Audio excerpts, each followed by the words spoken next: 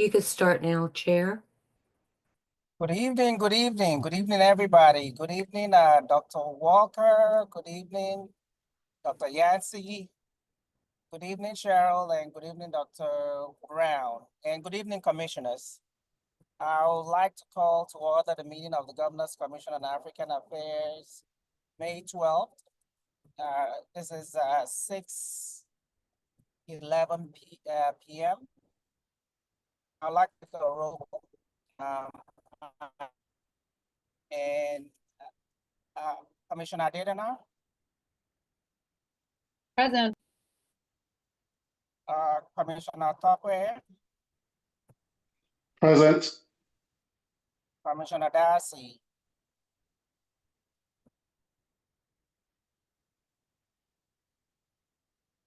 Commissioner Yodit,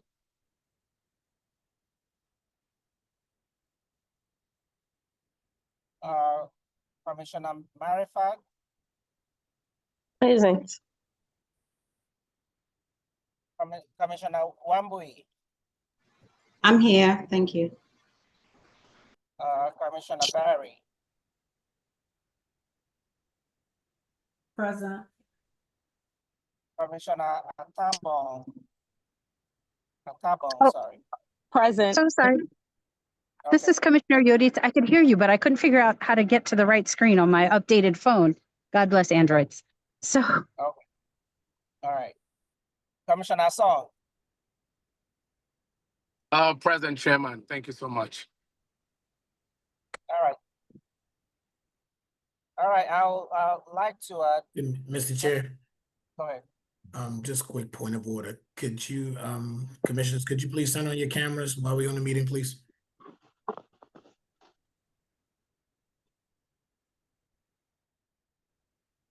Thank you, Mr. Chair.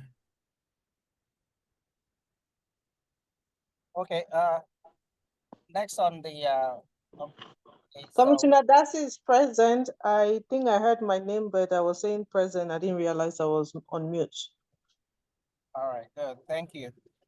All right, thank you, everyone for joining, the meeting today.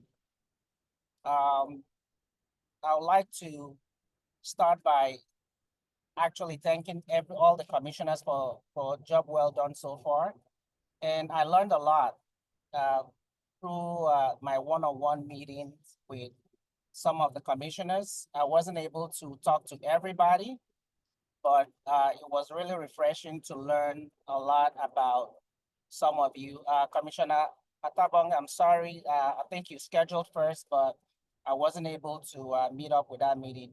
But I was able to talk to a couple of other commissioners. The purpose of that exercise was to learn a little bit more about some of us. That was suggested actually by one of the commissioners here, Commissioner Adeda, and I'll give her the credit. And I learned a lot about some of us, our professional background, how we address crisis, and also what they would like to achieve before the end of their tenure. So I was able to learn a lot, and that kind of informed me the form of leadership that is needed for our commission. And I felt that, you know, you can't lead people that you don't know. So it was interesting and also refreshing to learn about each of you, and also what I need to do better, and also how we can push the commission forward with some of the agendas of the governor, and also our own ideals as well. And I'm putting together kind of a manifesto of what the summary of those meetings were. And I intend to apply some of the things that I've learned from that meeting moving forward. And also, the other thing I would like us to also talk about, which we'll address during the meeting, was some of the subcommittee events.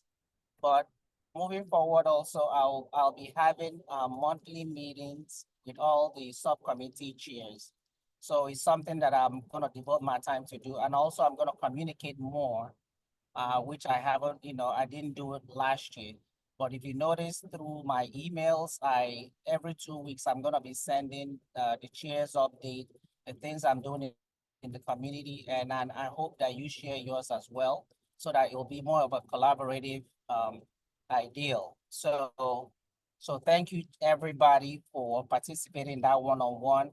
I know Commissioner Yodi, I have you coming up on the 19th, so the ones that I've missed, I'll reschedule with some of you. So thank you, and please keep working hard. The best commission under the governor's committee initiative, but also to represent our community that needs us right now. So the next order of business will be the adoption of the minutes, but I would like to move to postpone the adoption of the minutes.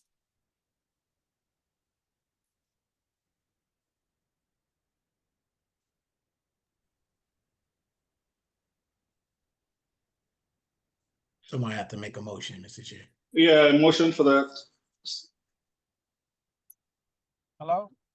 Sorry, I didn't know, sorry, I'm in motion. Yeah, this so is I a didn't hear you. Commissioner Tokwe Adeoju, and I said I move a second or, approve for the motion to be moved, for the reading of the minutes to be moved. Any second?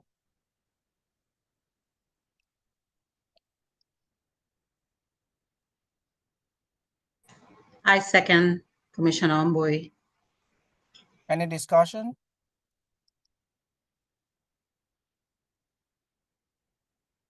All in favor, say aye. Aye. Aye.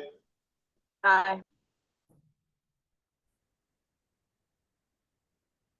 Any nays?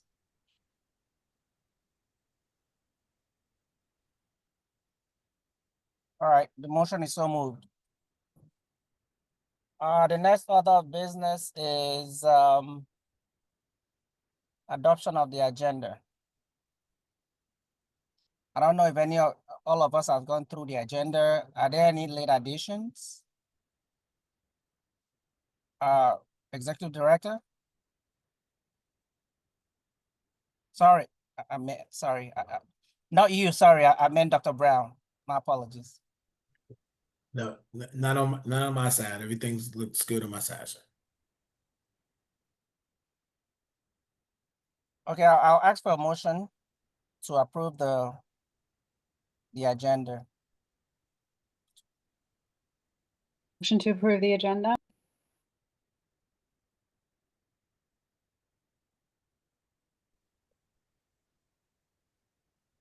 And I second that.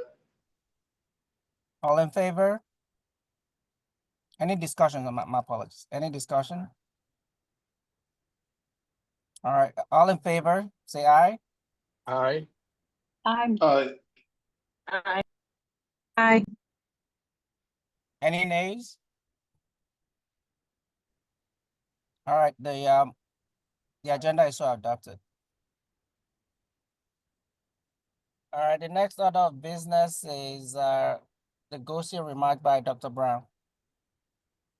Actually, the updated agenda states that we will let the executive director go first and then me. So, Mr. Chair, the executive director has the floor if you don't mind, please. Okay. Please, Good evening, everyone. Good evening. Good evening. I want to echo Chair Awanige's celebration of you all and the work that you do. For those of you who were able to come out on May 1st for the meeting that we had with our new Immigrant Affairs Director, thank you. Recognizing that everybody can't be everywhere all the time, but certainly appreciate all the work that you all do representing Governor Moore and the Moore-Miller administration out in community.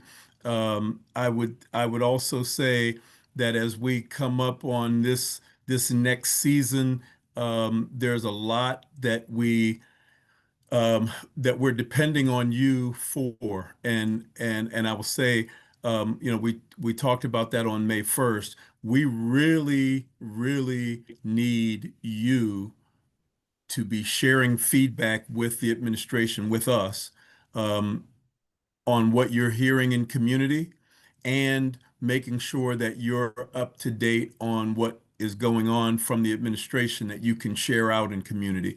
It really is important that you're linked into the governor's social media so that you're getting updates, but also hearing from Administrative Director Dr. uh, Brown on what the administration is doing or trying to do. Many of the people who were at the meeting signed up or are signing up for one of three working groups that we tried to establish. And I would just reiterate that while it may have, we heard a lot of information about what different communities are experiencing since January 20th. Um, and I don't want anybody to be discouraged because we are, as a state, going to continue to push back against any unlawful acts that would impact residents of Maryland. The Attorney General Brown is working diligently with a number of attorneys general from across the country. They are working in partnership to evaluate the executive orders and line them up with the Constitution and the laws of each state. And then each state is trying to position what the legal ramifications are, what we can and can't do. But it becomes very important that we hear from you about what's going on in communities so that we can make sure that every kind of situation is included, and at the same time that you are a positive force out in community, trying to help bring informative hope to people. We don't want people to get discouraged and get down, because that's kind of a tool of chaos, is to try to get people discouraged and fearful and immobilized. And we just want you to continue to remain positive that I'm very grateful to live in the state of Maryland versus just any other state in this union, because I'm very clear that we have a governor and a leadership team who care about each and every one of us, and the fact that we have commissions representing the various communities and the volunteer work that you all are doing to help bring that voice and be that voice. I'm very grateful. So I just wanted to echo that one thing really clearly. The other update I wanted to give you very quickly is the new executive order that the governor signed on January 7th has been going into place. It kind of really started after the legislative session ended in early April.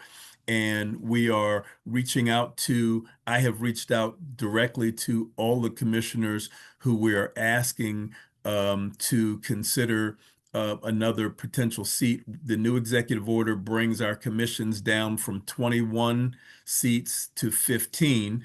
And so we're looking for 15 people who are ready to roll up their sleeves and really get to work. And that's not to say that someone who did not get selected wasn't willing to work. It's just kind of in the childhood game that I played, musical chairs, when we walked around the room, and then when the music stopped, somebody's chair was missing.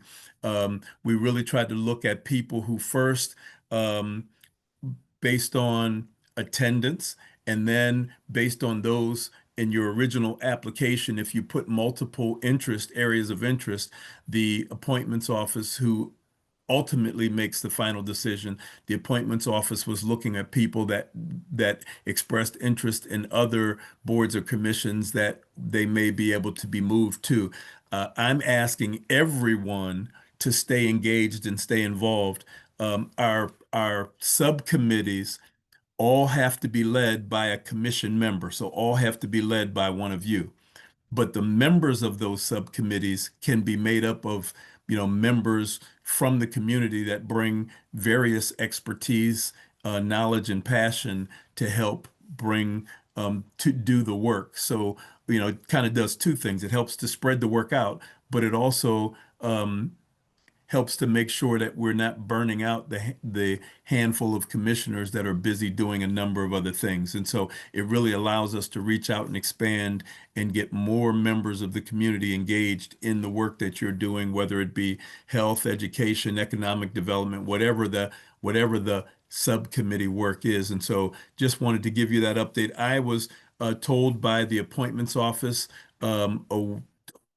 almost 2 weeks ago, a week and a half ago now, that they had expected to reach out to all of the commissioners who will be continuing on with us. And so I use the analogy of, I'm full of analogies. So I use the analogy of taking a plane from, let's say we're flying to Los Angeles and we're boarding in Baltimore with a stopover in Chicago. Well, this flight just landed in Chicago. The pilot hasn't released the fasten seatbelt sign yet, so everybody's still sitting. We're all still on the plane. All the commissioners are still on the plane. But once the appointments office has informed the commissioners who will be continuing on, then those that won't be will be obviously, as I said, invited to get on a different flight to continue to serve and or being released to participate in other ways. And then those 15, 2/3 of the commission will continue on for the rest of the flight for the next 4 years. The new executive order resets everything. So the letter that you got back in the fall of 2023 will be reset by the new letter that you'll get from the appointments office before the end of the month. And I just wanted to have the opportunity to clarify that and to answer any potential questions that I might be able to answer if you had any. And I'll take those now real quick before I move on to my final subject. I think you have Commissioner Tubby. Yes, good evening, Dr. Walker, and thanks for the updates on multiple fronts. I have two questions. The first leading with the last bulletin that you gave us about receiving a letter in the mail. Did that happen already, or it's to be expected? I am told by the appointments office that the letters would go out before the end of the month. Okay, all right. And that's as general as I can give you. Now, today we're at the 12th, so they've got a couple more days. And one other correction, I have not done the academic work of geniuses like Dr. Antoine Brown, so there's no doctor here. It's Reverend, but you can just call me Larry. It's great. No, very well then. I'll be mindful. And then the other question I had to do with the encouragement for us to provide feedback on what we're learning, in the community. And I had pestered a couple of people to get some sort of update on the reports from the initial survey we did in 2023, and also the one we did in 2024, which was for the commissioners to participate in the 10-question survey. I think it's pretty much the same as the previous year. And I think if we are able to get some sort of feedback on where the emphasis lies from the, once you chart the survey and you get a pie chart or histogram, it tells a story about where the collective of our people are thinking the shoe, pinches and what have you. So at some point in time, if it's possible, let's get that feedback, if it's possible. And then this way, at least we can go into the community and start asking people more pointed questions about, okay, well, what do you see about this need? You know what I mean? And then we can have some more feedback based on how our commissioners responded, to those survey questions. Does that make sense, sir? Absolutely, and thank you very much. I will make sure, well, I shouldn't say Dr. Brown will make sure that you get that updated information. And again, it's the composite of what you submit to us.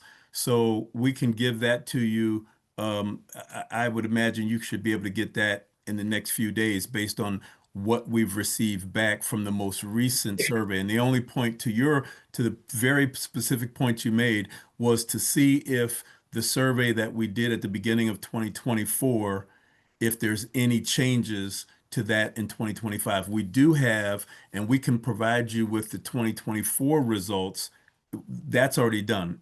We can provide you with that tomorrow. I'm sorry, with the 2024 results. With the most recent results, we'll check and see what we have, what Cherie has received back, and get that to you right away so you can look at Amir. What I'd also say to you on that point, though, is I would recommend that as a commission, you look at maybe the top 2 or 3 max responses and really focus on the kinds of things that the commission can do to address those areas of need that come back from the community. Otherwise, we can get busy trying to be all things to everybody and not do anything well. But I think if we could take, the top 2 things and really focus on those as a commission, or 3, or however many the commission decides. I just would caution us to not try to do 10 things, but do 2 or 3 things well. And once we get one done or almost done, then we can move on to the next one. So it's not like it's not a constant, but I think that information will help feed the kind of work that the community is asking the commission to do.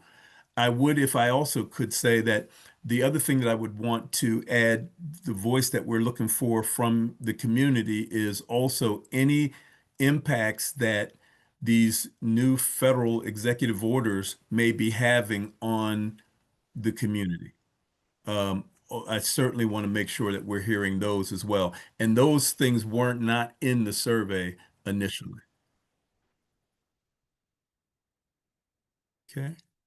Did that answer your question? Yes, sir, it did. Thank you very much. Appreciate it. Absolutely. The final thing that I wanted to talk about, but it looks like I'm going to be quiet and now listen, because I am on the Maryland 250 Anniversary Commission, and I know that this is a big thing for the governor and for the state, and it is a tremendous opportunity for the countries representing the African continent to educate and celebrate the rich culture and contributions of the African diaspora in Maryland. And I'm just going to I'll be quiet and listen to that committee report, because I'm real excited to hear about that and offer any other additional insights that I may be able to. So that's it for me, Dr. Brown. Thank you. And thank you all. Thank you, Reverend Walker. Dr. Brown? All right, thank you. Welcome, Commissioner. It's been a long time. I'm glad we're here. It is officially 112 days from African Heritage Month. I know we are focused solely on all these good events. Commissioner Audubon done had me running around, and Commissioner Maureen done had me running around, and Tope got me in trouble today, talking about I didn't send out a survey, but it's okay. I will talk to you later. So the things that we have coming up is, remember, I think about maybe earlier this month or end of last month, I sent out an event form. Now, we have all these amazing special diaspora members who like to plan things last minute. So please, please, please, please put the form together for me. I've been saying it for about 365 days now.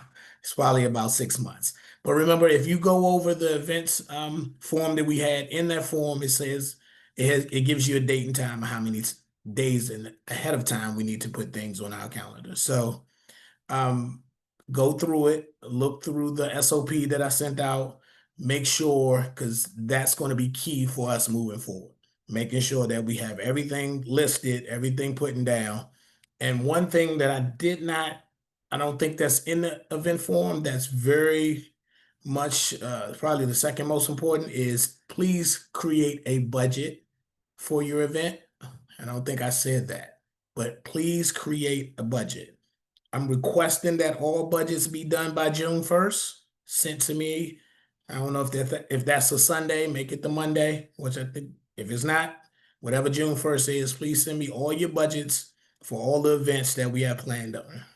I know last year we had an amazing calendar of events. I don't know who's doing the master calendar this year, but whoever's doing the master calendar, let's get it together and start placing some of the events that's already being planned and scheduled so I can have for our records and I can pass it over to our executive director. If anybody needs help with their budget, please reach out to me. I'll be here to help you figure out what we need, what we have, what we don't have. If we need to find a sponsor, we need to find a donor, we need to do it in kind, things of that sort. Just reach out to me. I'll help you with your budget. That's easy enough and that's fair.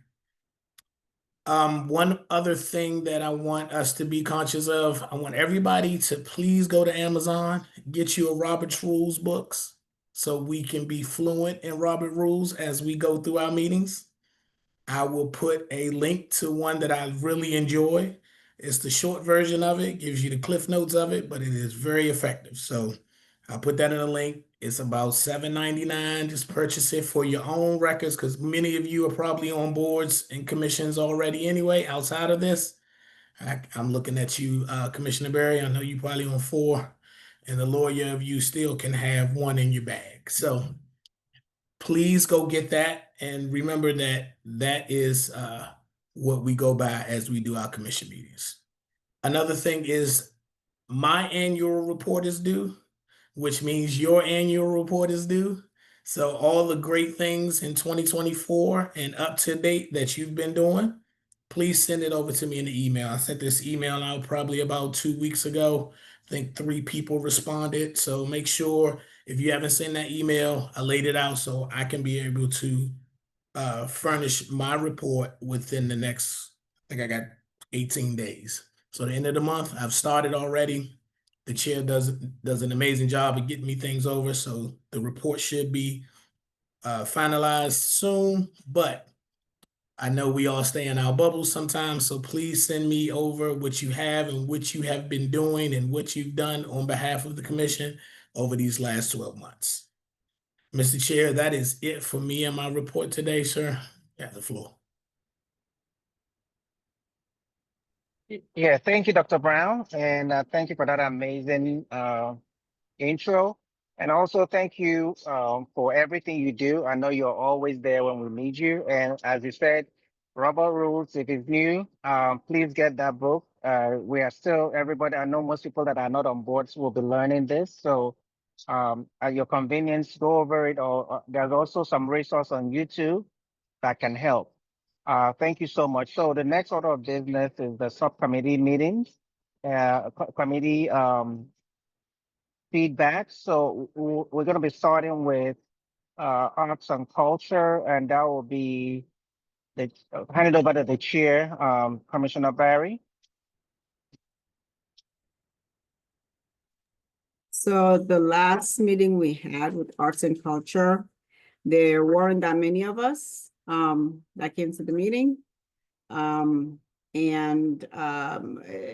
We had very short discussion about some of the things that some of it was mainly about what we do with the Commission on African Affairs. I mean, the African heritage, because that's also sort of part of culture. But we didn't have a lot of people. It was just the 3 of us that were there, with Commissioner Blank Jones and I think Terry, were the 3 of us that showed up for that call. We talked a little bit about what it is we do as culture and heritage, and discussed the fact that not everybody knew whether they were going to be still part of the commission, and so tabled some of the conversations because that was our second meeting that we had. And so we decided to wait until not this month, but the next month to hold our next meeting once everything is settled. And so we know who is going to be still remaining in the commission. Did I miss anything, Jasmine, Commissioner Blay? That's what I recall. We talked about potentially submitting for a proclamation for the Kunta Kinte Festival, but I'm still waiting to hear from their organizers to just ensure that they haven't had one in recent years from the governor. And something else that, can you tell them about your idea, if you don't mind? She can probably present it a lot better about working with, I believe, students, Commissioner. Oh, yeah, a while ago, I submitted an idea to have interns for the commission, but it was determined that if we are unable to pay interns, that we wouldn't be able to do it. And I really feel like it's a missed opportunity because we have so many recent graduates or graduating young people at the undergraduate and at the master's level who are African people who are highly skilled, especially in areas around policy, particularly like health policy, but who have other interests as well. And I know that sometimes those are things that we lack the skill set for on the commission because we are appointed based on our engagement, not based on our academic background or policy background. Yet it's our job to be able to advise the governor on issues pertaining to our community. So I feel like it's a missed opportunity on both levels for recent graduates, but also people who are soon to graduate who often cannot find jobs and who would gladly be able to support the work of the commission using their skill set. And that's something that they could add to their resume so that they are not told that, oh, you have the degree, but you don't have any experience. I'm sure many of us have heard that at some point in our lives, even more so in the current climate for African people who are completing degrees. And the information and knowledge that they have from their degree programs could definitely be an asset to the commission. So the discussion was to think through if there were a way to have an intern for each subcommittee that would focus on the content of that particular committee. I see Commissioner Adedana's comment. I don't know if calling them a volunteer instead of an intern would serve them as graduates, because people are graduating and volunteering all over the place regardless. Having an internship is what usually qualifies as a formal experience more so than a volunteer opportunity, but I think that it could possibly be worth a discussion. So that's about the gist of it. That's what we did on that meeting. Thank you. Are there hands raised for me? Commissioner Yudit and Tope? Okay, I don't know who raised their hand first, so. Commissioner Yudit? Thank you for the recognition. I have a quick question. As our fellow commissioner was bringing up the idea of internships, and previously, I believe it was Larry that had mentioned that our subcommittees can be staff or can be consistent of people who are not commissioners, although it must be led by a commissioner, perhaps a workforce development subcommission in the area of community development would be something that would allow a subcommittee for these recent graduates to put their good skills to use. Just a way of working within the system that we already have. Perhaps that might be a means by which we can engage this particular population and get them involved in a way that builds their resume, but still within the framework of what we already have is what we're permitted to use. Just thoughts, and Dr. Brown, if that would be an option, if you wouldn't mind giving us some guidance as to if that would be a viable option. I'll respond after Tope. Okay, Commissioner Tope? I was just going to say precisely the same thing that Commissioner Yodit mentioned, that Reverend Walker had apprised us of the change in arrangements as far as being able to draw on members of the community who are proficient in the respective areas that our committees are supposed to be operated in. So thank you very much, Commissioner Yodit, and great suggestion, by the way, Dr. Blanks. Truly appreciate that. So before, Mr. Chair, before I call on, because I think this is a good question and response for Reverend Walker, but before that, remember context was I'll let Reverend Walker speak. Reverend Walker, I'll turn the floor over to you. Yeah, I think I would. So the answer for me is let's find ways to engage people, and especially I heard very clearly our recent graduates in doing the kinds of things that could help them prepare for work skills. My caution would be the terms that we use. I know that the administration and the governor particularly is for him, it's important that if we use the term intern, that there's some kind of a stipend attached to that. And so, we would need to consider another term. If they're volunteering on a subcommittee, that's not an issue. But if you're looking for internship titles in order for them to put that on a resume, they could still put the work that they're doing with the committee on a resume, but we just need to be careful of the titles that we use. But I'm absolutely 100% in favor of engaging our recent graduates in the work that we're doing, even those who are still in college.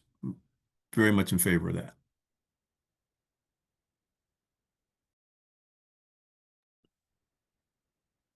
Mr. Chair, it's back to you.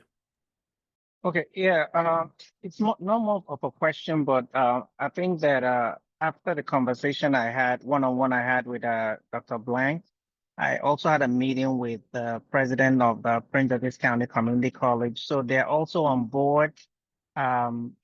Chair Barry, if this arrangement is viable, then I can also connect you to her because they do have a lot of African students that would like to volunteer and learn. That would be great. And if you can make sure you CC Commissioner Blanks Jones. Okay. Okay.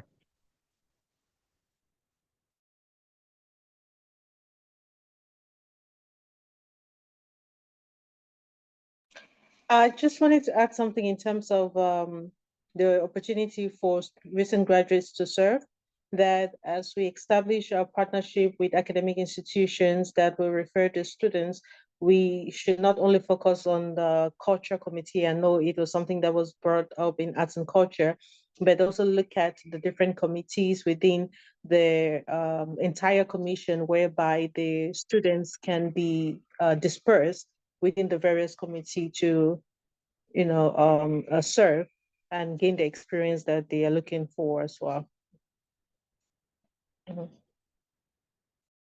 Understood. Thank you so much.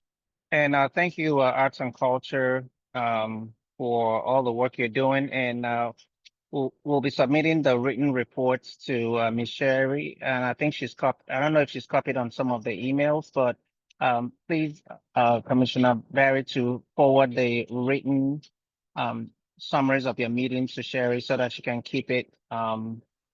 She'll be apprised of all the meetings and things that are going on. All right, I think the next subcommittee will be Business and Economic Development. And that is Commissioner Asong.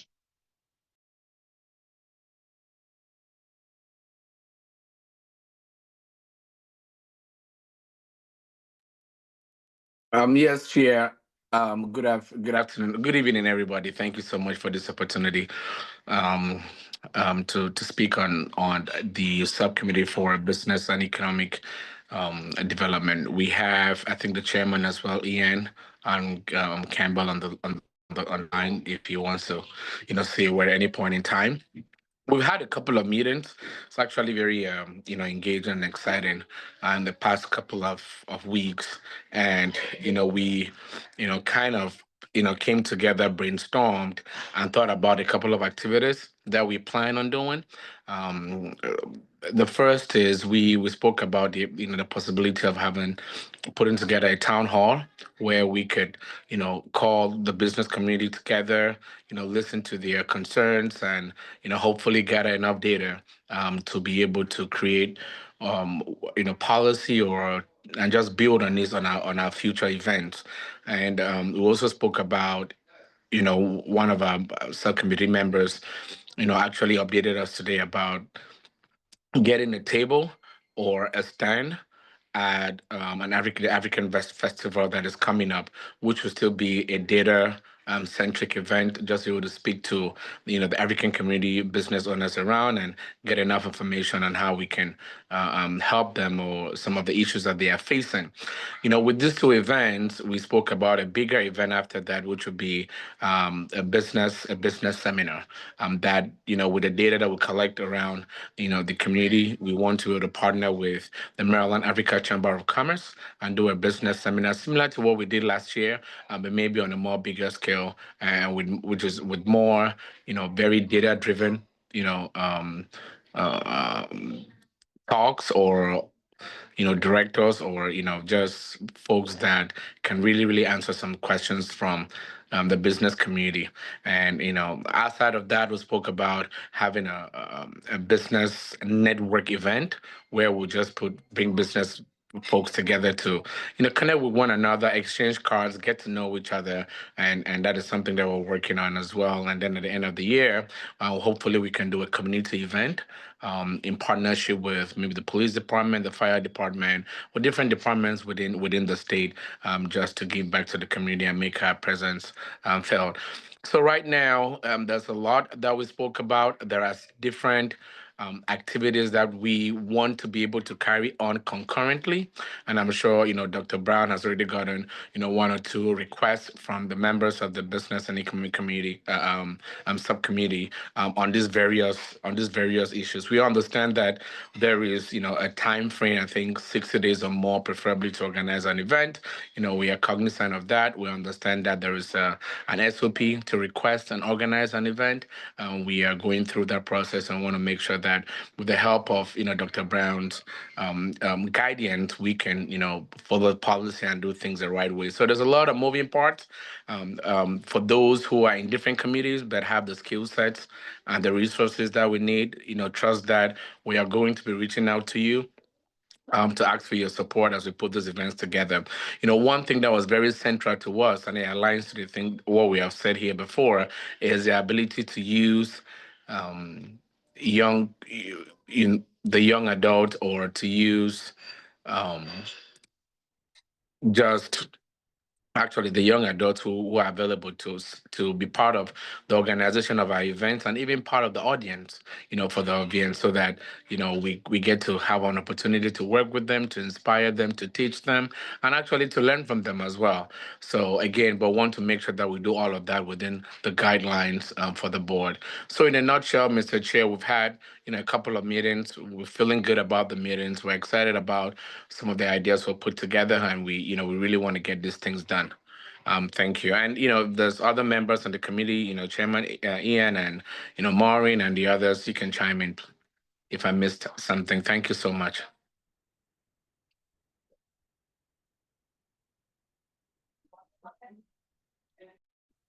Mr. Chair, I know you have you're on your phone, but Yodit has her hand raised. Okay, yeah, okay, Yodi, sorry, Commissioner Yodi. My apologies. I know I've been butting in here and there for various questions. For the business development sector or committee, just as a request, is it possible that your committee would consider hosting a supply chain optimization series or per one-off program, ideally targeting import-export with the state, but possibly even other areas of business that we find that African business owners are engaged in. It is a common issue that's been raised to me from members of our community, in particular the Ethiopian community, is where they find it challenging to identify how to best import or how to best export. So the idea of a supply chain related program to help provide clarity and also drive trade with our state would be something that I would just humbly request that your committee discuss and identify if there are opportunities, perhaps something that the Secretary of State's office could be involved in to help promote. Yeah, no, thank you so much for that question. And it's actually good that you asked that question, because we had a conversation about that. And, we spoke about the idea of having a business, a networking event, in partnership with the Maryland African Chamber of Commerce, and, invite both public and private, folks who can provide the solutions that we need in the community, but then use that as a platform to build on it for next year to something bigger, that actually addresses what you said, which is to be able to do something like an international trade fair, where we are, not only dealing with entrepreneurs or business owners within, the Maryland, but international partners as well that can talk to us about the challenges faced and possible solutions on how to deal with that, or make folks aware of it. So we looked at that as a future project to build on the existing project that we have right now. I want to make sure that we can organize good events now first, get enough data, and then build on that moving forward. But that's a good thought that the committee really did think about, and we're looking forward to it. And the good news is that our chairman, Ian Campbell, is very involved in that sector as well, dealing with international partners, both home and abroad. So he's very, very versed with that. So yeah, it will be a good resource for us as we build on it. I just wanted to add on to what the Vice Chair of the Business Subcommittee has mentioned.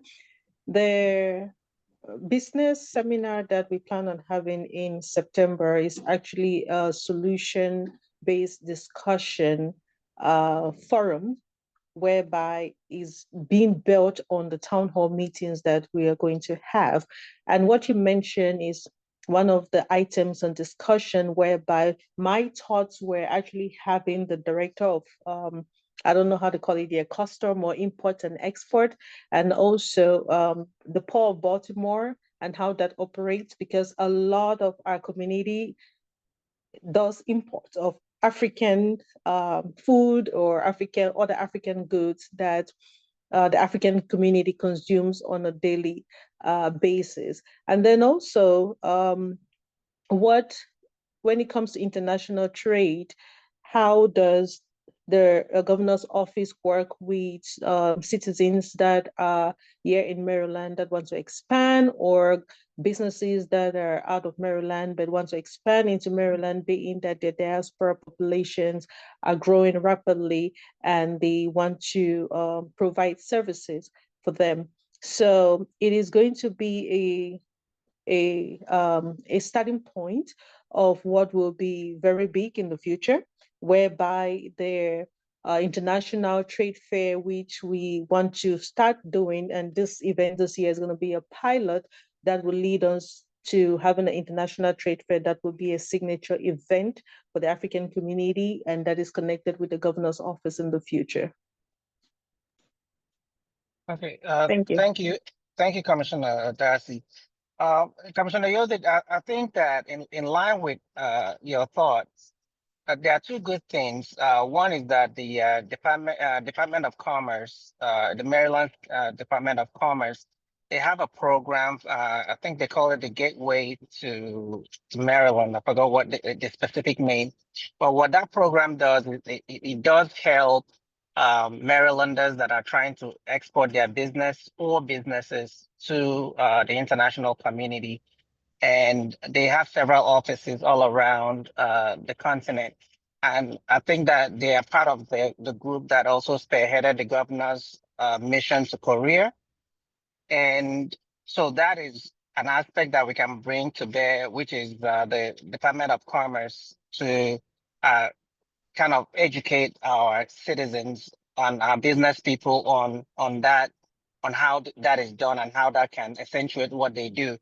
But on the flip side, on the private side, is that the largest importer of African goods is actually lives here in Maryland. The largest importer of African goods in the U.S., consumable goods, lives there in Maryland and also lives in Howard County. So he's someone that we can tap into to actually come and discuss the whole value chain and how he exports and also imports into the US, because he has industries in the continent that bring in goods and then vice versa. So, come to some of, probably invite him to some of our meetings or the town hall that they're going to have, so that he can explain to people that are trying to get into that business how it's done, and also lessons learned. So I think that would be that's a great idea, factoring in the trade issues going all around the world right now. So thank you. Mr. Chair, Robert Tucker have his hand up. Okay. All right. Yeah, if I could just add, we just had a very successful business conference in early May. The Asian and South Asian commissions had a very successful business conference. There are a number of state agencies that are waiting to help with things like this. And I would just ask you to start now meeting with those state agencies to talk about the programs, so that we don't need to wait until a forum in the fall, but that you know what is available and can line up speakers and timing and make sure that we're promoting this so that the people who need the resource are in the room for the professionals who can best address their needs and concerns on the front end. I think it's an excellent idea, and I just want to encourage you. The business conference that the Asian community did, they planned over a 6-month period, but really the real hard work happened in the last 4 months, so it took a while. They had over 300 people attend, which included vendors, sponsors, and speakers from various departments of government. And it was very, very, very informative. And so I would, we don't have to reinvent the wheel, even though we recognize that their business needs are going to be different than, or may be different than your business needs. We can still glean from that what we can and move forward. So I just wanted to add that. Thank you, everyone. I appreciate the multiple responses to this general topic. I look forward to getting an email from this committee, just so that we can pass along the information to our various constituencies. Thank you. Thank you. So the next committee will be Education and Workforce Development. And I don't see the chair and the vice chair, Dr. Terry Jones and Trisha Ume. I don't see any of them on the meeting, so I don't know if anybody on that subgroup have any feedback to give us.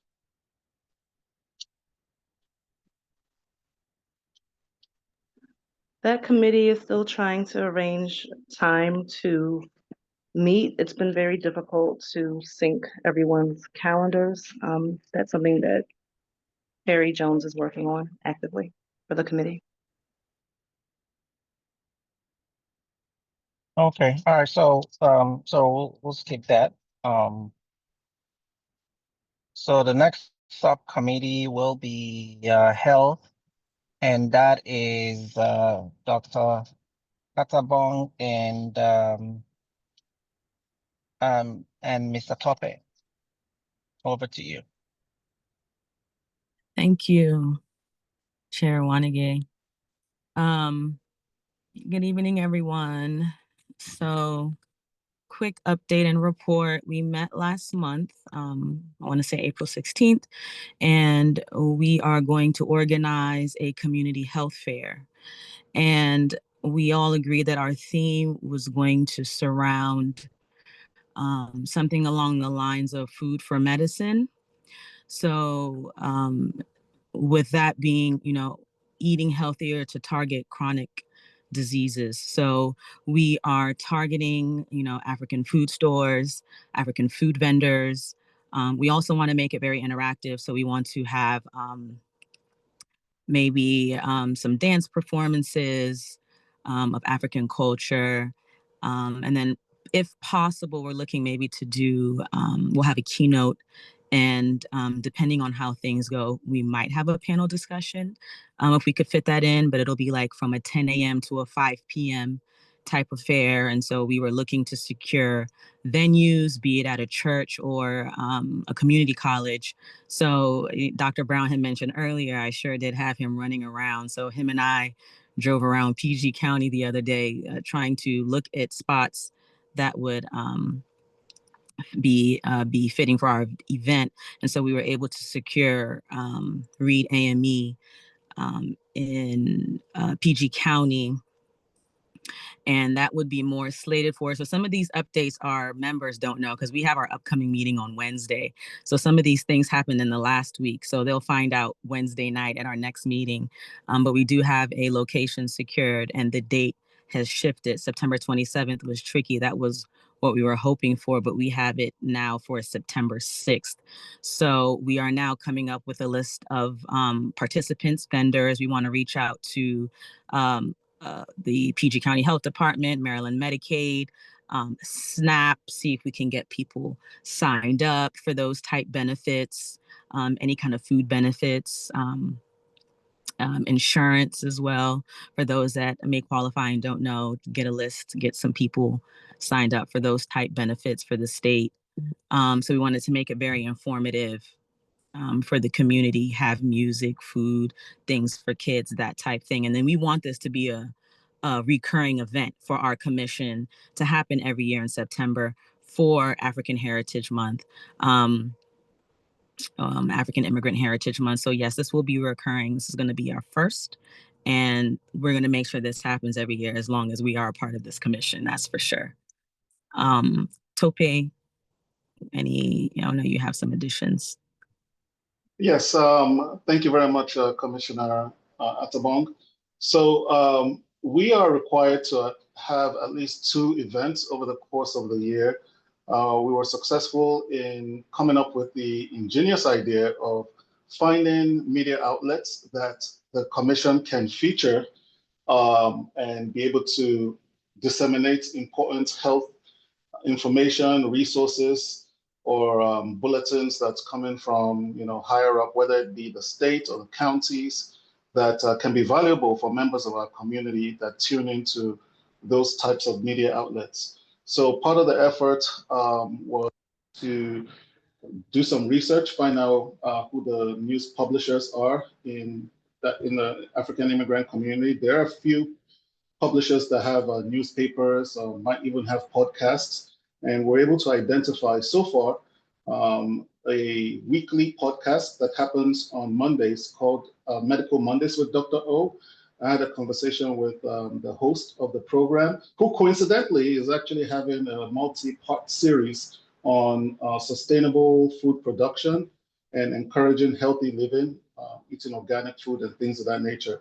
So apart from just, the fact that the commission decided we're going to focus on the theme of, or the topic of eating healthy, it just so happens that, the host who has graciously granted us the platform to come on maybe once, twice a month, depending on the availability of the commissioners, to just take that, mantle and speak to audience, because they do have the programs on Zoom, and then they're recorded for broadcast on YouTube and I believe Facebook as well. So that could be a way for us to, on a recurring basis, disseminate important information that has to do with health in the state of Maryland. So just another addition, to what we've accomplished so far. And then to also make sure that we drive engagement for the September Health Fair, which coincides with the first year anniversary of the announcement made by Governor Westmore for dedicating African Immigrant Heritage Month. We are looking to reach out to as many of the African churches. There's quite a few of them in the great state of Maryland. Also reach out to the community of African restaurants alongside with the African grocery stores and as many business owners as possible across the state of Maryland that we have access to. So those are just some updates from the health committee. Thank you. And everyone, just to add to that also, we will have vendors. So we want business practices, so medical practices also to be present, because we will be doing high blood pressure checks. We will be doing diabetes checks, those type things. I'm even looking to coordinate with some other institutions to see if we can even get, I know it's not Breast Cancer Awareness Month, but there is a program where they do free mammograms for immigrants. There's a clinic in Montgomery County that does that. So I'm trying to see if we can even get like a mammogram, to get their mobile mammogram bus also to do that for some of the women that may be interested. So yes, that concludes our report. Also, we got a health fair coming up. So if you have any suggestions or ideas, shoot me an email. If you have someone that you know that would be interested, please shoot me some information. But I think this is going to be, I'm really shooting for it to be big. I want at least 150 people present, no less than. So I'm working hard, and we're also communicating with nursing schools. So I'm an adjunct faculty at Coppin, and my dean is willing to donate nursing students to us to help volunteer as well. Okay. Thank you, Commissioner Tambong. I didn't know that this subcommittee will actually be the one that I talk to more than I plan to, because I thought I'll be working a lot more with the Economic Development Corporation. But I mean, the past month, health has been kind of an issue, kind of around. I think Commissioner Maureen and I went to the Congo event, and the conversation there was by a doctor that lost his brother through cancer. And actually, last week I lost a very close friend, and he died of had a heart attack, and he was just 41. Wow. So it's getting closer and closer where we have to pay attention, especially men's health. And I will really, encourage you that this is not just about, having an event, but it's becoming much more serious than that I thought. So please continue to do the good work, and any way we can support. I know Dr. Sylvia also works with African Women Cancer, Breast Cancer Association. I think they do mammograms as well. So if you can reach out to her as well. So thank you. The next thing I want us to talk about is the Maryland 250 committee. I know it's not fully formed, but I know Commissioner Adedana had an idea. So I would like to turn it over to her before we get to the African Heritage Month special committee. Sure. Thank you. Hi, everyone. Good evening. So this is an idea that I shared with the September subcommittee meeting back in March, I believe. So I'd suggested initially that we think about our September planning not 1 year at a time, but 2 years at a time, so that themes can run into each other and that we're not repeating ourselves, but also we're giving flexibility for commissioners in the near future and more far afield future, so that we're not dictating what they do forever, but at least there's some sort of plan. So I know Commissioner Fatmata shared this in the last meeting or maybe the meeting before about what our 2025 and 2026 themes were. And 2025 was about engagement and empowerment of our community, which I think is extra timely given what people's fears are at the moment. And what I had suggested for 2026 was elevating African excellence. Because, you know, we like things, alliteration, things that rhyme. And so I had made the point that 2026 falls within the 250th. And so highlighting the contributions of Africans from 1776 onward to now. And obviously that looks very different across time. But there is a continuing thread, and there's many ways to do this, of course. I know there's an actual Maryland 250th Commission, just due to my work for a historical society. And I know that there are rules and regulations about money and funding and how we get it. And I don't know if we're eligible for, you know, Maryland 250 Commission funding, because I know there's a lot of grants right now. But at the same time, if there is a way to plug in with them as part of our September effort to make sure that we are either that they're aware of us, that we're working with them in concert, or even potentially, hopefully, if there's space to support us financially, that would be great. And there's many ways to do this. There's, you know, it could be a cookbook, it could be oral history, it could be, I mean, there's so many ways to highlight. And of course, there's also the work that, you know, we did last year, the work that's happening this year, and, you know, the continuation of that. We've also discussed, you know, a gala dinner for next year, which would give us more time to plan one. So these are all different things that have come up. But I think highlighting and making sure that highlighting what has happened definitely is something that happens next year in a more concrete way than we did last year and what we'll do this year as it relates to the 250th, and that timing is really good.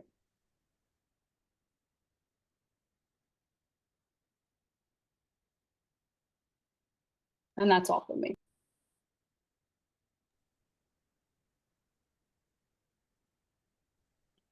Okay, excellent. Anybody has any addition to that? Chair, if I may just add. Okay. So the Maryland 250 Commission is a priority for the governor. The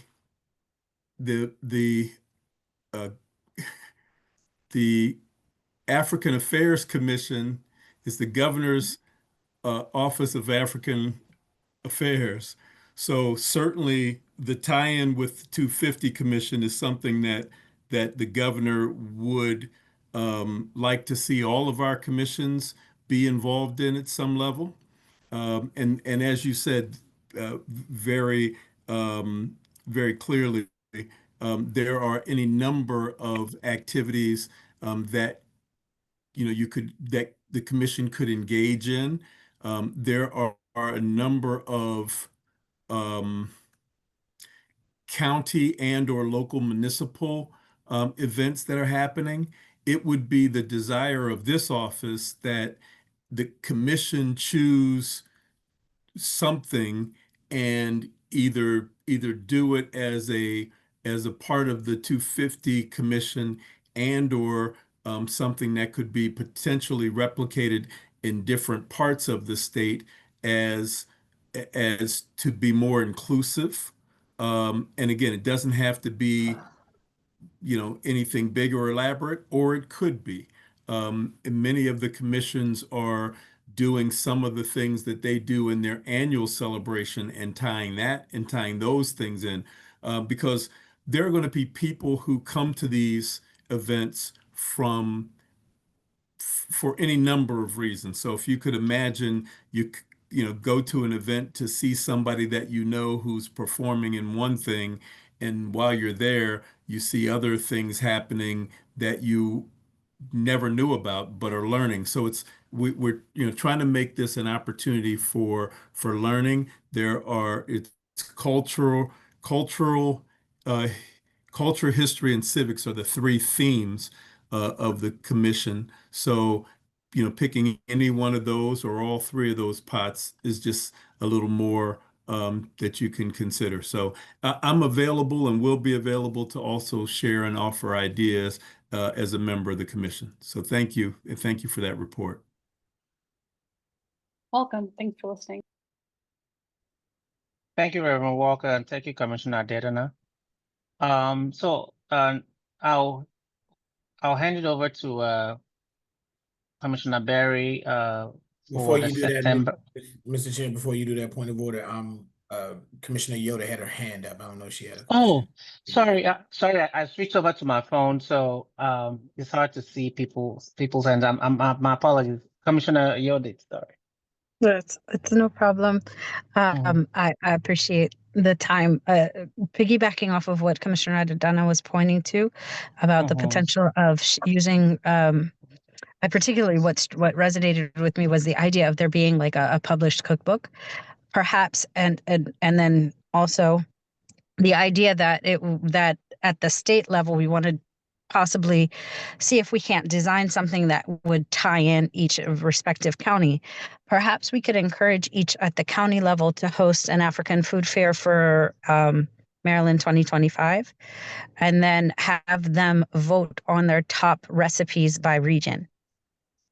And then the state highlight those foods in a cookbook. That would be Maryland 2025 or Maryland's African 2025 cookbook, or 2025, Maryland 250 cookbook. I think, then we've got the tie-in from each respective county. I think that people will come out for a food festival. And I think that people will show out for the ability to see who's got the best food. Especially with the potential of being highlighted in a state publication, like some form of a cookbook. I really love that idea. I think that people's desire to be recognized would definitely encourage them in to attend, not just to attend, to get their friends to attend, so that they would vote for them, to get their respective like followings if they're restaurants to attend, and it could be by region. And they have them set up by region. We give each county the framework and of, hey, we've got this region set up this way to include these countries. This region set up to, like, West Africa would be the following, North Africa is the following, East Africa is the following, Central are the following, and we just kind of break up the continent into sectors. And then as those sectors are represented, we get open call for the food festivals at each county. And I really think that it would resonate with the communities, and it would be a great excuse for the African community to get together, and a great opportunity for the state to transmit information to the community en masse in terms of resources and in terms of like what initiatives may be impacting most the community at large, the African communities at large.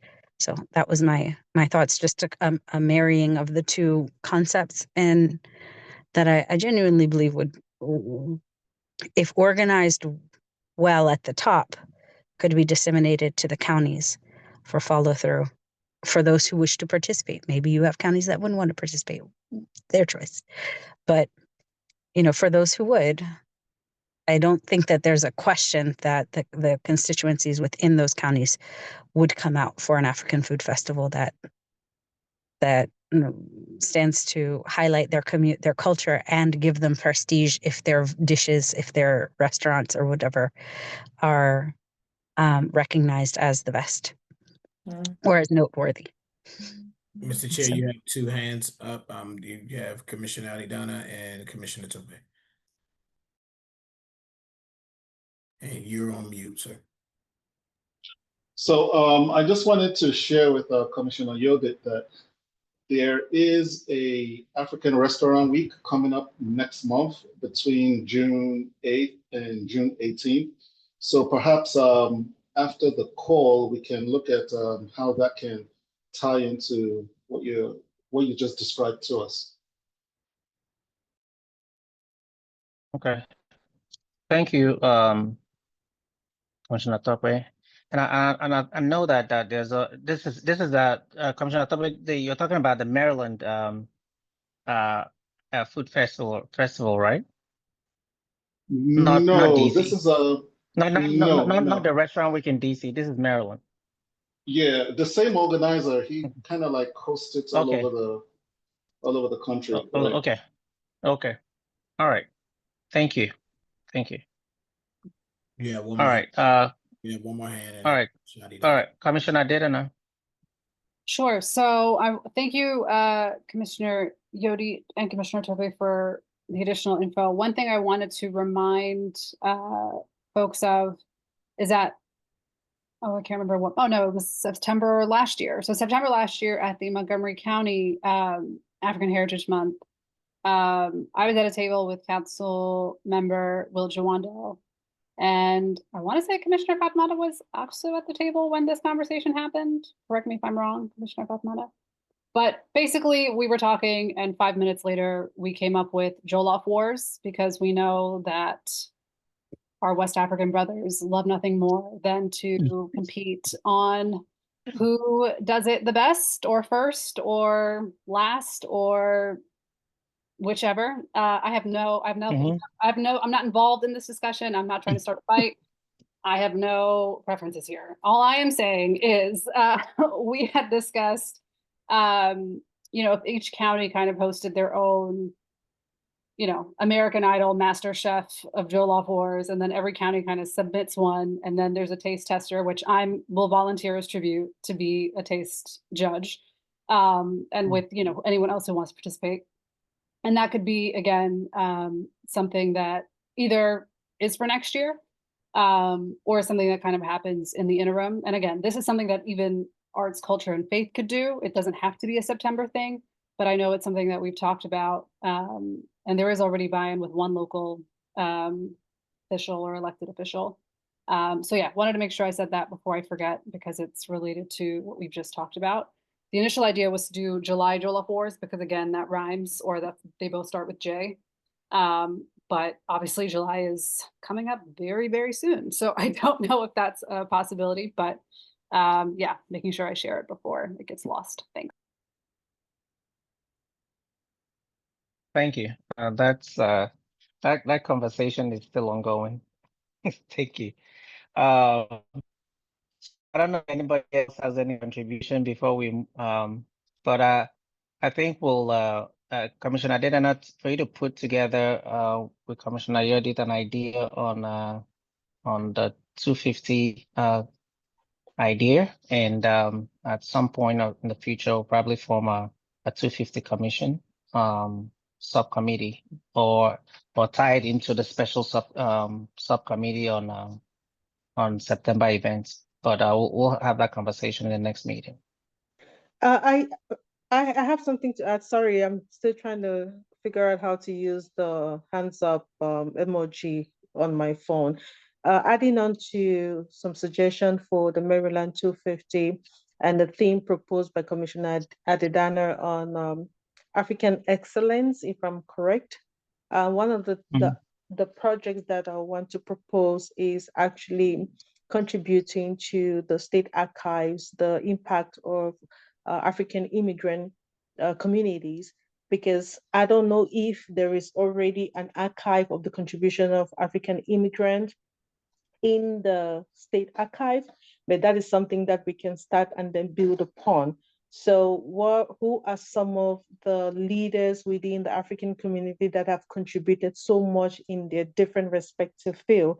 And we start archiving them and know who they are, which country are they from, what are their contributions?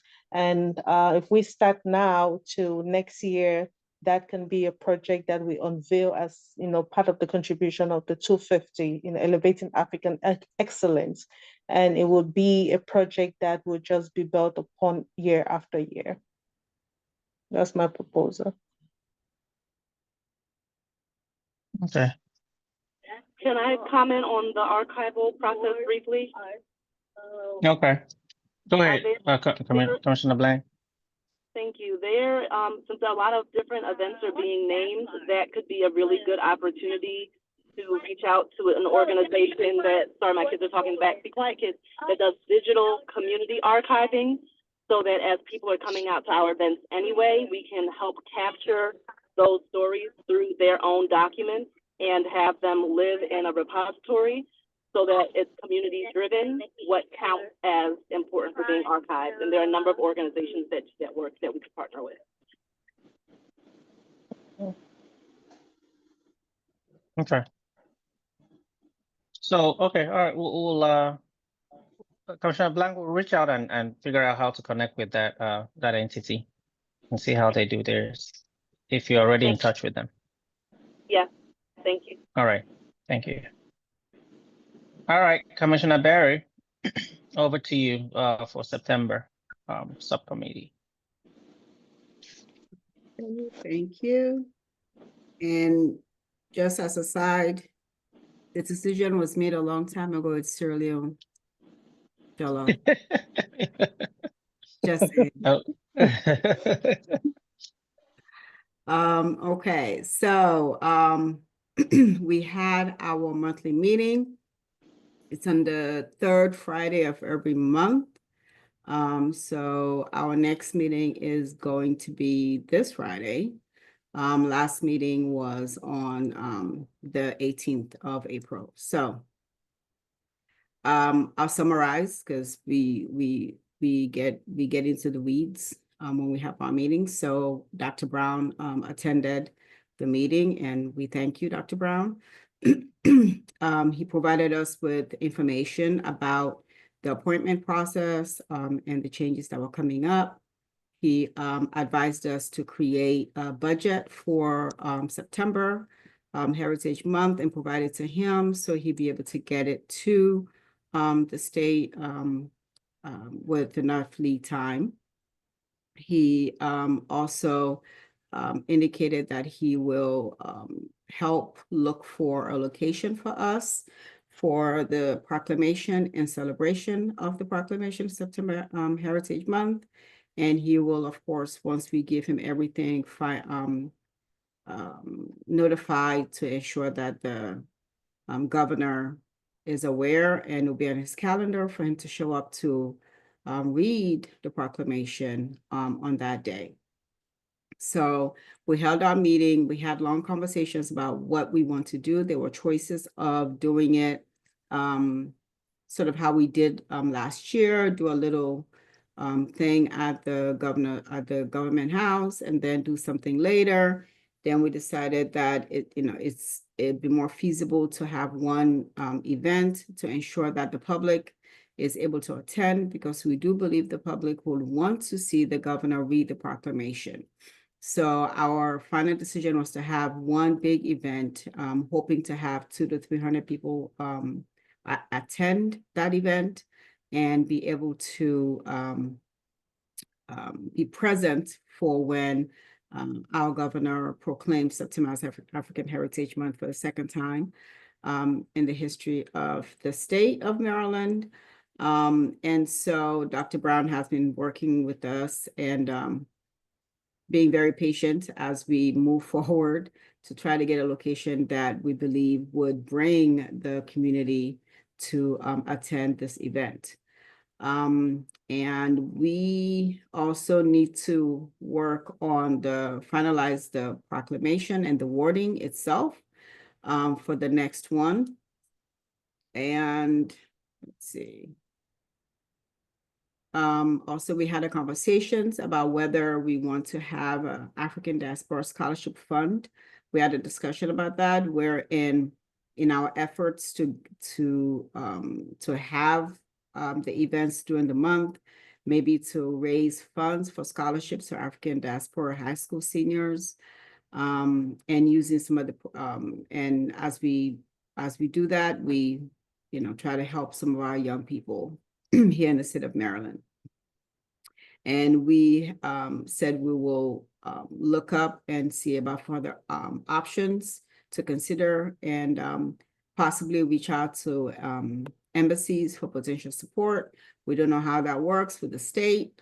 We also talked about making sure that we have a good lead into September, and make sure that we have all our ducks in a row with enough time that we don't rush through when September comes around the corner. We also talked about the 250, but Commissioner has already spoken about that, and she's gone into a greater detail. And we talked about the creation of the calendar of events, as we did last year, and we encouraged the again for all the subcommittees to come up with their programming so that we can plug it into the Heritage Month events calendar. The sooner the better. Thank you for to the Health Committee today. If you can sort of just send us the logistics, and if you have a flyer that you create, forward it to us, and we can plug into calendar for September. And excuse me. Let's see. And I think that's about it. The high points. We went into a whole bunch of the conversations, but that was the high points. And if I missed anything, ladies, please correct me. One of our reasons we wanted to do the larger, because the governor's house can house probably no more than 75 people, and that will leave out majority of the community to be present and have the opportunity to see the governor do the proclamation. And that's about it.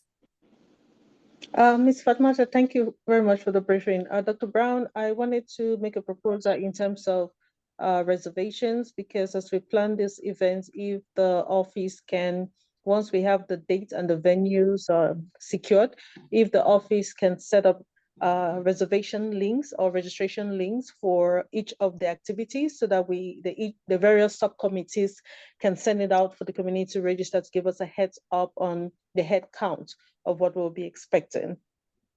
No, they got you. Thank you. You're welcome.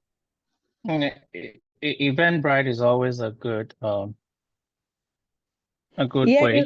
it's great, but It's when not when they free. see it from the governor's office, it carries We're weight. not doing Eventbrite share on the state's platform. We're not doing Okay, okay, all right, okay, all right. Thank you. So again, I encourage all the committee chairs to please put together your events for September on time, and so that we can send it to Commissioner Fatmata so that they can plug it in. But as Commissioner Fatmata, as you brought up, which is the critical part of this, which is funding. I think the budgeting, if you guys can see if you can conclude it this month, because it takes a lot to raise the money for these things, because we're gonna do it through sponsorships, and we have to let people know on time before they spend all their marketing budget, people, especially our businesses. So if we can do the budgeting on time so that we can start tapping into some of those sponsors early, that'll be great.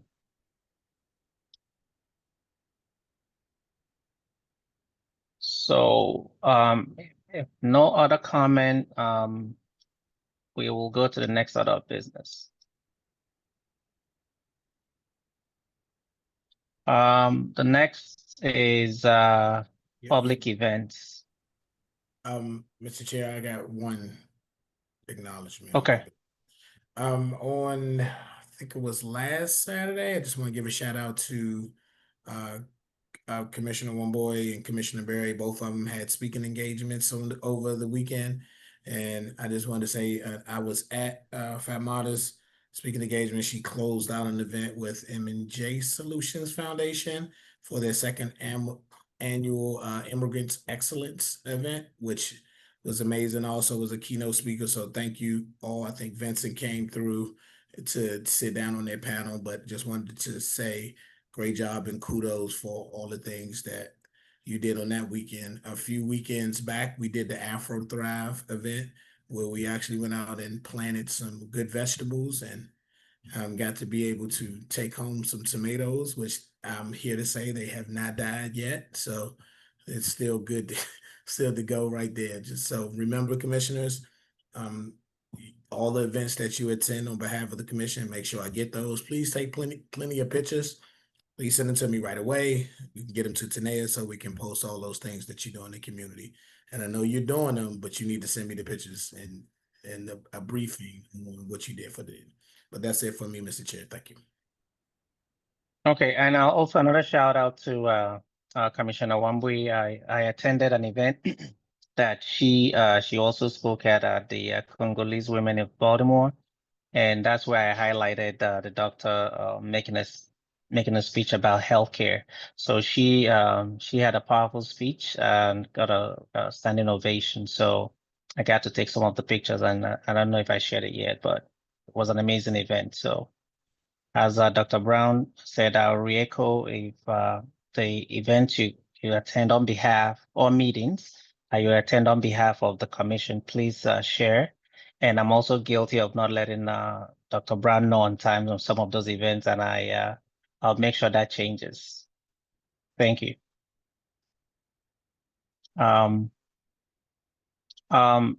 Does anybody have anything regarding any public event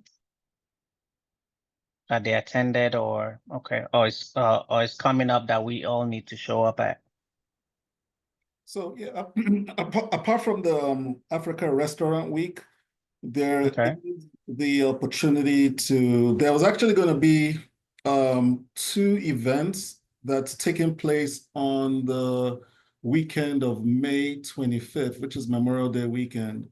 One of them is the Africa Real Estate Expo in Gaithersburg, and the other was supposed to have been the launching of Lagos DMV Afrobeat Festival, but that's been postponed to coincide with the 1st year anniversary of the African Immigrant Heritage Month. So it will just be good to know. I know it's been spoken about previously, but it will be good to know if there's a standard process through which we can submit events that will make them appear on the commission official webpage. So we could probably touch on that as well. Mr. Chair, can I answer? Yeah, go ahead. So if you send it to me, and I'll get them over to communication. So that's it. Just like if you call me, say, hey, let me send it to you. Could you ask this to go out? As long as it has to go through a communication stream. So once they approve it, then it'll go up. So just send it over to me, and then I've sent Tanea's email. So also just tag me and CC Tanea and Cheryl, and then so we all have it and we can get it over there in time. Okay, fantastic. And speaking of Tanea, I actually saw the update to the mock-up that I worked on previously. I'll let you do the honors, Dr. Brown. And it doesn't have to be today's meeting, maybe a different meeting, but I think it would be good for us to take action while the summer is right around the corner. Be able to get the commission's name out there into as many places as possible. I'll send it via email, but me and Tanea are trying to work on something where it's social media first, and then we'll figure out how we do. So we'll work on it. Okay, sir. All right. Commissioner Yodi? Yes, I just had a quick question about protocol. We were talking about public events, things like that. Some of these events, for example, I could submit a drum circle, for example, that we hosted last Saturday, but I didn't host it on behalf of the commission. But as a commissioner, is that the type of program we would then submit? We also had we have upcoming programs that touch on the African diaspora's commitment to healthcare, to arts, to dance, the whole 9 yards. But I'm not quite sure, since I'm hosting these activities, not as a part of the commission, but individually or as a part of other things that we're doing. Is that a conflict for me to submit these types of programs to you? So I just my want to be clear. immediate answer is yes, it's probably a conflict if you're hosting it somewhere else. If the events I'm looking for that you attended, that you supervised, or you spoke at. So if you're speaking on behalf of somebody else's organization, I still would like to know that you attended. And then we can discuss what, if that's something that I'll put in a report or something like that.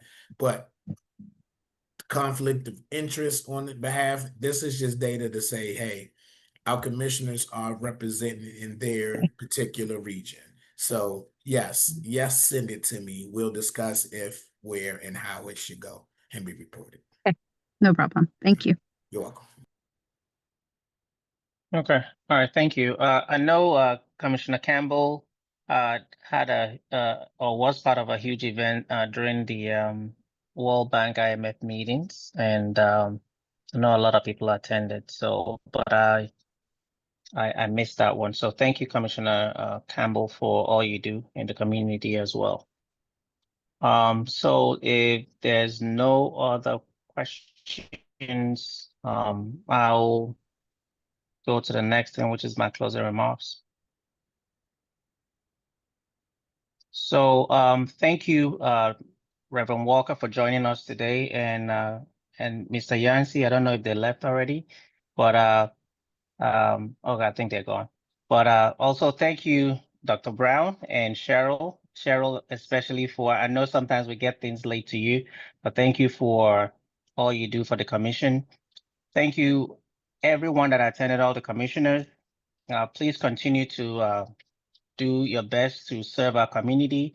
If you have any questions or anything from the community, do refer back to Dr. Brown or myself so that we can take action where necessary. The governor is doing a lot to help with some of the things going on currently. And we're also pushing on our end to find out when he went to Asia. So I've asked the question when he's going to Africa. So we'll continue to push that narrative, and because I want everybody on the commission to be part of that trip. The Asian, from what I heard, was very successful. So I know the African trip will even be better. I'll continue my one-on-one next week. I know I have a meeting with Commissioner Yodit, and if I haven't met with you, please. You don't need to even do the calendar one. You can just text me and let me know when I can call you for us to have our one-on-one, because that's important for me to know everyone and also see how we can work together. Oh, I think there's someone that sent a text message. Hold on one second.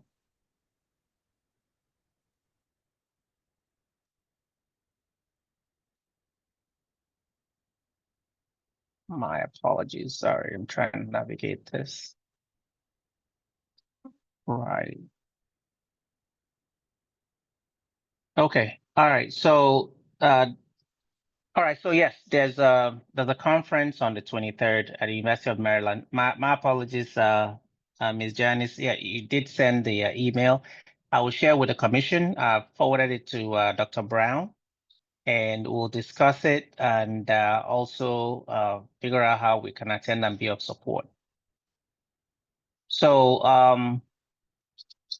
that made me lose my train of thought. But anyway, I thank everybody again for joining the meeting. Do have a splendid week ahead, and if there's any way we can support, I can support, please reach out. And I also sent everybody a message about one of the commissioners that had a house burned down and also had a very terrible experience. So please, if you can reach out to her, a call always is a good thing. We talk about health. Mental health is also one of those areas. So sometimes a call can do a lot more for someone than money. So please reach out, and if you have time, check on each other. I would like to call for motion to adjourn. Oh, two hands. Okay, Commissioner Maureen. Yes, thank you. Good evening, everybody. So I wanted to request if we can have, I know summer is here or spring is here. I know we have a lot of events that most of us we attend, but I would like to request if we can share the events that we have up our sleeves in the email so that we can support each other and we can come out and just be a support for each other. So just share the events with everybody. Thank you. And Okay, Commissioner Claiborne? yes, I wanted to know if we were to maybe recommend or invite someone within our network to participate in the committees, how would we go about doing that? Because I do have someone who's a specialist in global health that's very much interested in seeing how they can serve the great state of Maryland with their skills and talent. Reach out to me when you get a chance. Okay, sir. Mhm. Good. What else? Okay. Yeah, that's it for me. Thank you. Okay, all right. Can- Uh, I'm sorry, Go Chair. ahead. Can you clarify? So the executive director, he mentioned that for the subcommittees that we are serving in, we can invite the public to be part of it. Do they have to go through Dr. Brown to participate? And that's the respective subcommittees. Or can they just be admitted in by the respective chairs of the subcommittees? Thank you. I think Dr. Brown and Dr. Walker will still go back and have that conversation and clarify how that will work. I don't think there's a blueprint already. So I don't know if Dr. Brown. It's not it's been done in the past. We do know that, and Cheryl has expertise, so we just gonna all get together and powwow and figure out the best way to do it before we start inviting public to participate. Because remember, commissioners, you all have been vetted, and I know you know these people. You all have been vetted. You've all went through. We have to make sure it's some type of process before we start inviting people to our subcommittee meetings. So I would prefer if you reach out to me, let me get a name, and then we do a little due diligence before we admit them. Yeah, that is absolutely necessary because we've experienced some of those in some of the commissions that I've known, and people come in and spoil the morale. So we have to be very careful. So I second that. If there's no other business, I would like to call motion to adjourn. Motion to adjourn. Motion seconded. Any discussion? All in favor, say aye. Aye. Any nays? Absolutely not. All right. Do have a good night. Are we ever gonna get together and take a group photo again? Because I heard some suggestions about that. The meeting's adjourned, Tope. Good try. Have a good day. No waiting, Tope. Good night, everybody. And we'll call. Thank you all. I'll put it in an email. You can use AI to make one until. It's not the same. It's not the same. Have a good night. But I appreciate that though. Night, everybody. Have a great evening. Good evening. Cheryl, I'll see you in the morning. You muted. Ask to unmute. OMG, I am like talking my butt off and nobody's hearing me. I'm saying good night, have a good evening, everything. You muted. I'll see you in the morning. Gotcha. Good night. It's a long day. Yes. Bye. It's been what? I was at work at 7:30 this morning. Oh, okay. I won't see you that early. Huh? I won't see you that early. And we still recording. So see you in the morning. Good night. Bye.